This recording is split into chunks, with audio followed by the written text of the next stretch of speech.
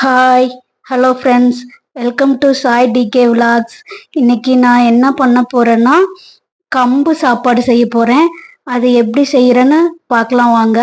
நான் ஃபர்ஸ்ட் கம்பு எடுத்துட்டு அதை இது உடைச்ச கம்பு, ஏற்கனவே 2-3 டைம் உடைச்சி வச்சிருக்காங்க.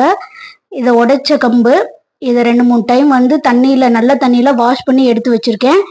அதுக்கப்புறம் அப்படியே இங்க ஒரு மண் பாத்திரத்துல கொஞ்சம் தேவையான அளவுக்கு தண்ணி ஊத்தி வச்சிருக்கேன். இது அதுக்கப்புறம் என்ன பண்றேன்னு பார்க்கலாம் வாங்க.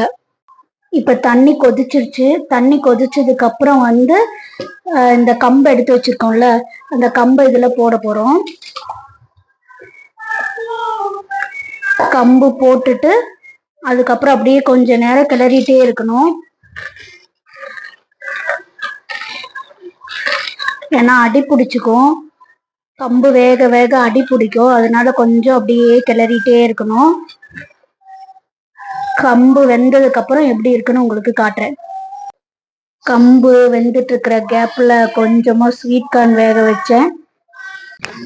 ஸ்வீட் கார்னும் வேக வச்சிருந்தேன். ஸ்வீட் கார்ன் எங்க பையனுக்கு கொடுத்துட்டு அதுக்கப்புறம் இப்படி வேக வேக கொஞ்சம் கொஞ்சமா அப்படியே கிளறிட்டே இருக்கணும். இல்லை அப்படின்னா அடி பிடிச்சிக்கும். அடி பிடிச்சதுன்னா தீய வாசம் மாதிரி அடிக்கும், நல்லாவே இருக்காது.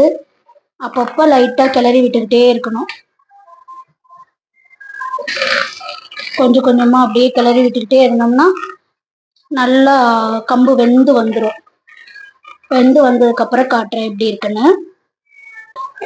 ஒரு 1/4 மணி நேரத்துக்கு அப்புறமா சூப்பரா கம்பு வெந்துருச்சு. பாருங்க எப்படி வெந்திருக்குன்ட்டு.